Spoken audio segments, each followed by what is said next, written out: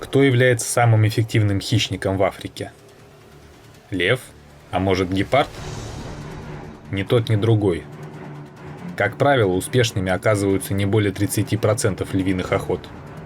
В то время как у гепарда, самого быстрого сухопутного млекопитающего, успешна лишь каждая вторая охота.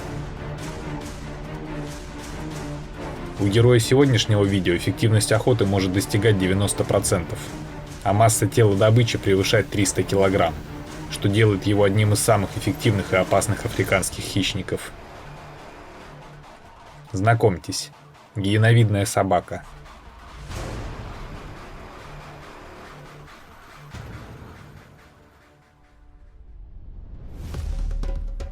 Африканская саванна. Типичное место обитания гиеновидной собаки. Гиеновидная собака является представителем семейства псовых, то есть ее близкими родственниками можно считать волков и шакалов. Вес гиеновидной собаки может достигать 40 кг, а высота в холке 80 см, что делает ее вторым по размеру представителем семейства псовых, после серого волка. Живут и охотятся гиеновидные собаки почти исключительно стаями.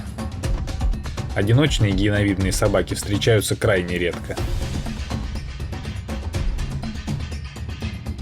Стая гиеновидных собак может включать в себя до 30 особей. Каждая стая состоит из альфа-самца, альфа-самки и потомства альфа-самки. Поскольку право на размножение в стае имеют только альфа-самец и альфа-самка, остальные члены стаи либо помогают ухаживать за потомством альфа-самки, либо покидают свою стаю, чтобы присоединиться к другой, или создать новую. Как правило, родную стаю покидают большинство самок и только половина самцов, в результате чего самцов в стае гиеновидных собак почти всегда значительно больше, чем самок. В каждой стае есть своя иерархия, но при этом все члены стаи обычно относятся друг к другу очень миролюбиво и не затевают между собой серьезных потасовок. Драки за еду для них также не характерны. Более того, гиеновидные собаки специально кормят раненых или больных членов стаи, отрыгивая мясо. С добычей этого самого мяса у гиеновидных собак обычно не возникает серьезных проблем. Гиеновидные собаки охотятся днем, и при охоте полагаются в первую очередь на свое отличное зрение и хороший слух, в то время как обоняние при охоте на просторах саванны играет второстепенную роль. Каждая гиеновидная собака в среднем съедает около 2 кг мяса в сутки. Но в некоторых случаях гиеновидная собака может съесть и 8 кг мяса за один раз. Гиеновидные собаки почти не едят падаль, предпочитая охотиться самостоятельно, либо отбирать свежую добычу у других хищников, например, у леопардов. Основной добычей гиеновидных собак являются средние и крупные копытные, такие как различные виды антилоп и зебры. Гиеновидные собаки являются очень быстрыми и при этом выносливыми бегунами.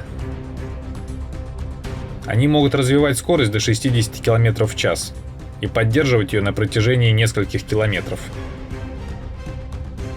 Охотничья стратегия гиеновидных собак заключается в изматывании добычи долгой погоней. Изматывание может проходить по принципу эстафеты. Если одна собака устает, вместо нее добычу продолжает преследовать другая. После того, как жертва утомлена, гиеновидные собаки вцепляются в нее с разных сторон и начинают разрывать, фактически поедая ее живьем. Причина такого негуманного поведения заключается в том, что гиеновидные собаки имеют относительно короткие зубы, которые отлично подходят для удержания активно сопротивляющейся добычи, но при этом не позволяют быстро убить ее путем нанесения глубокого укуса в жизненно важные органы. Тем не менее, добычей гиеновидных собак могут стать даже такие крупные животные, как взрослые зебры или даже небольшие буйволы. Взрослые африканские буйволы могут достигать веса в 1 тонну и успешно противостоять даже львам. Даже для очень крупной стаи гиеновидных собак убийство взрослого буйвола является непосильной задачей. Но вот телята или буйволы-подростки вполне подходят на роль жертвы. Как ни странно, обычно гиеновидным собакам не составляет особого труда обратить в бегство целое стадо буйволов. После этого гиеновидные собаки стараются отделить от стада самого маленького и слабого из буйволов. Больше всего их интересуют молодые телята. И даже если отдельные члены стада все-таки встают на защиту теленка, гиеновидные собаки за счет своей скорости, ловкости и многочисленности в итоге все равно добиваются своего. Еще одним крупным животным, которое часто становится добычей гиеновидных собак, является антилопа гну. Масса отдельных особей антилоп гну может достигать 300 кг. Но даже такие крупные особи вполне могут стать добычей гиеновидных собак. Так же, как и при охоте на буйволов, гиеновидные собаки обращают стадо антилоп гну в бегство, выбирают среди них самую медленную слабую особь, изматывают ее долгой погоней и, наконец, обездвиживают и разрывают на части.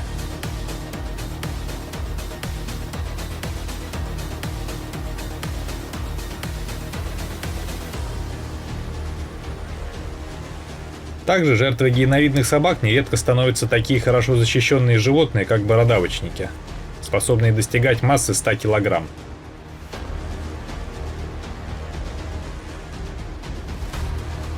Но иногда крупные травоядные животные могут проявлять необычную смелость при защите своего стада. И тогда гиеновидным собакам приходится искать другую, более легкую добычу. Существуют и относительно небольшие животные, на которых гиеновидные собаки, тем не менее, не решаются нападать всерьез, даже крупной стаей.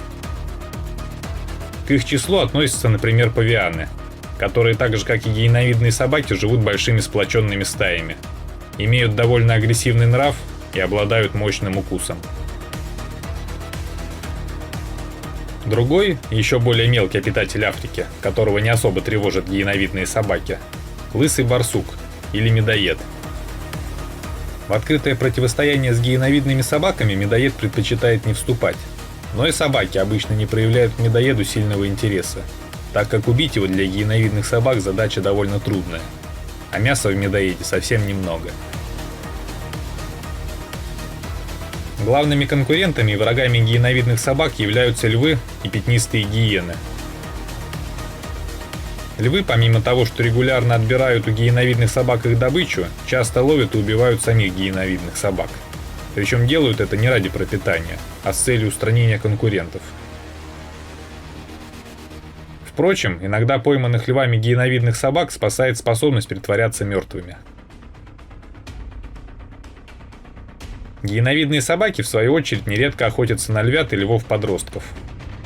Описано даже несколько случаев убийства гиеновидными собаками взрослых львов, которые были ослаблены травмами или болезнями.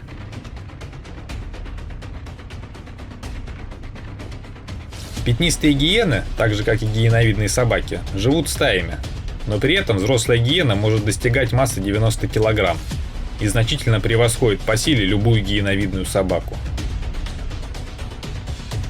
Встречи пятнистых гиен с гиеновидными собаками редко приводят к смертям с какой-либо из сторон.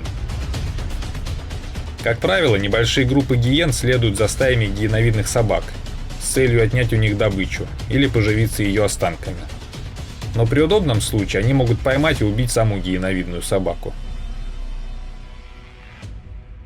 В зависимости от соотношения количества гиен и гиеновидных собак, борьба за добычу может закончиться по-разному. Одиночной гиене редко удается отогнать собак от их добычи. Более того, известны случаи, когда гиеновидные собаки преследовали и даже убивали одиночных гиен.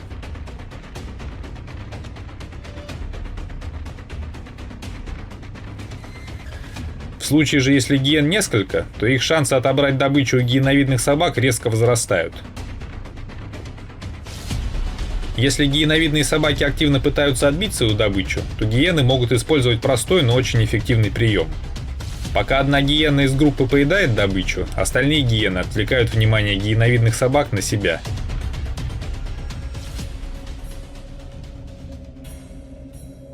Крайне интересной является история одной самки гиеновидной собаки, которой дали имя Соло.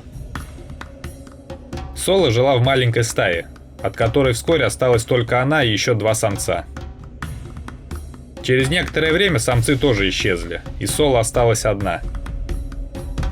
В течение 6 месяцев Соло жила в одиночестве, охотясь на мелкую добычу и избегая нападений других хищников. Найти другую стаю гиеновидных собак, к которой Соло могла бы присоединиться, ей так и не удалось. Дальше произошла удивительная вещь. Соло сформировала новую стаю, но не с другими гиеновидными собаками, а с несколькими молодыми пятнистыми гиенами. На этом Соло не остановилась, и через некоторое время в состав ее стаи помимо гиен входило также несколько чепрачных шакалов. Такую невероятную стаю из 3 разных видов хищников, которые жили и охотились вместе, исследователям удавалось наблюдать еще в течение нескольких месяцев. Что произошло с этой стаей впоследствии, установить так и не удалось. Если вам понравилось это видео, ставьте лайк и подписывайтесь на канал. А на сегодня все. Всем пока.